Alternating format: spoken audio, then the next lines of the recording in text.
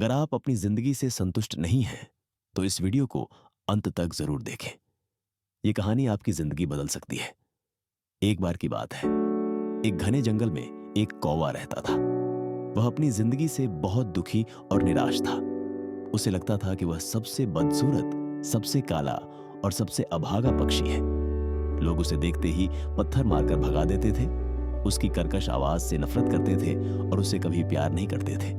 वह हमेशा भूखा प्यासा भटकता रहता और अक्सर अपने नसीब को कोसता रहता था। एक दिन वह एक पेड़ की ऊंची डाल पर बैठा अपनी बदकिस्मती पर रो रहा था। उसके दिल का दुख इतना गहरा था कि उसकी आंखों से लगातार आंसू बह रहे थे। उसी पेड़ के नीचे एक बहुत ही शांत और ज्ञानी साधु बैठे हुए थे, जो ध्यान में लीन थे। कौवे के आंसू की एक बूंद टपक कर सीधे साधु के गाल पर गिरी। साधु का ध्यान टूटा और उन्होंने ऊपर देखा। कौवे को रोता हुआ देखकर उनका हृदय करुणा से भर गया। साधु ने अपनी शांत गहरी आवाज में पूछा, क्यों बेटा, तुम इतना क्यों रो रहे हो? तुम्हें क्या दुख है? कौवा अपनी व्यथा सुनाते हुए बोला, हे ज्ञानी महात्मा, मैं अपनी इस जिंदगी से बहुत परेशान हूं। मैं सबसे काला हूं, मुझसे कोई प्यार नहीं करता। जहां भी जाता हूं मुझे अपमान सहना पड़ता है। मुझे खाने के लिए कुछ नहीं मिलता। ऐसी जिंदगी से तो मर जाना ही अच्छा है। साधु ने उसे समझाया, बेटा, हमें अपनी परिस्थिति में खुश रहना सीखना चाहिए। ऊपर वाले ने हर प्राणी को कुछ खास और अनोखा दिया है। लेकिन कौवा इतना दुखी था कि उसे साधु की बात समझ में नहीं आई और वह रोता ही रहा। कौवे की उदासी देखकर साधु ने कहा, ठीक है, अगर तुम इतने ही दुखी हो तो बताओ तुम क्या बनना चाहते हो? मैं अपने मंत्रों की शक्ति से तुम्हें वही बना सकता हूं। यह सुनकर कौवे की आंखों में एक नई चमक आ गई। वह खुशी से झूम उठा और बोला, हे कृपालु, अगर आप मुझ पर सचमुच उपकार करना चाहते हैं तो मुझे इस दुनिया के सबसे सुंदर पक्षी हंस जैसा बना दीजिए। उसका रंग दूध जैसा सफेद है। लोग उसे प्यार करते हैं और उसकी सुंदरता की प्रशंसा करते हैं। साधु मुस्कुराए और बोले, ठीक है, पर मेरा एक छोटा सा काम करो। तुम पहले हंस के पास जाओ और उससे पूछो कि क्या वह सच में अपनी जिंदगी से खुश है या नहीं। जब तक तुम लौट कर नहीं आते, मैं यहीं तुम्हारा इंतजार करूंगा। कौवा खुशी खुशी उड़कर एक बड़े तालाब के पास पहुंचा, जहां एक सुंदर हंस पानी में तैर रहा था। कौवे ने कहा, वाह, तुम कितने सुंदर हो। तुम्हारा रंग तो दूध जैसा है। तुम कितने भाग्यशाली हो। लोग तुम्हें कितना प्यार करते हैं। मुझे लगता है कि तुम दुनिया के सबसे खुश पक्षी होगे। हंस ने एक लंबी सांस ली और उदास स्वर में बोला, नहीं मेरे दोस्त, मैं खुश नहीं हूं। दुनिया में इतने सारे सुंदर और रंगीन पक्षी हैं, लेकिन मेरे पास कोई रंग नहीं है। सिर्फ यह सफेद रंग है। मुझे लगता है कि तोता ही दुनिया का सबसे खुश पक्षी होगा, क्योंकि उसके पास कितने प्यारे रंग हैं। वो बहुत ही रंग बिरंगा और सुंदर होता है। यह सुनकर कौवा तुरंत तोते की तलाश में उड़ चला। कुछ देर बाद वह एक आम के पेड़ पर बैठे एक तोते के पास पहुंचा।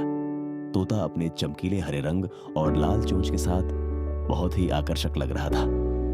कौवे ने कहा, अरे तोते, तुम कितने रंग बिरंगे और सुंदर हो।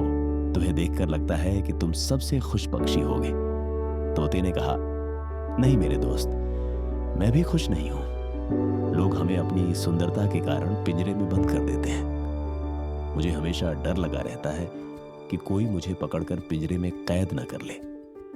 मेरी यह सुंदरता ही मेरे लिए सबसे बड़ा दुख है। मुझे लगता है कि मोर ही सबसे खुश होगा। वह मुझसे भी ज्यादा सुंदर और रंगीन है और उसके पास बहुत सारे पंख भी हैं। यह सुनकर कौवा अब मोर को ढूंढने निकल पड़ा। वह उसे खोजते खोजते एक चिड़ियाघर पहुंचा। वहां उसने देखा कि सैकड़ों की संख्या में लोग मोर को देखने आए हैं। मोर अपने रंग बिरंगे पंखों को फैलाकर खुशी से नाच रहा था। जब सब लोग चले गए, तब कौवा उसके पास गया और बोला, प्रिय मोर, तुम कितने भाग्यशाली हो। तुम कितने सुंदर हो और लोग सिर्फ तुम्हें देखने के लिए आते हैं। मैं तो जहां जाता हूं लोग मुझे भगा देते हैं। तुम दुनिया के सबसे खुश पक्षी होंगे। मोर ने उत्तर दिया, मैं भी पहले यही सोचता था कि मैं ही सबसे सुंदर और खुश हूं, लेकिन मेरी यह सुंदरता ही मेरे लिए सबसे बड़ा अभिशाप बन गई है। लोग मुझे पकड़कर चिड़ियाघर में कैद कर देते हैं। मेरे सुंदर पंखों को तोड़कर सजावटी चीजें बनाते हैं, जिससे मुझे बहुत दर्द होता है। मैं हर समय कैद में रहने को मजबूर हूं। मैं भी खुश नहीं हूं मेरे दोस्त। कौवा यह सुनकर चौंक गया। उसने पूछा, अगर तुम भी खुश नहीं हो तो फिर दुनिया का सबसे खुश पक्षी कौन है?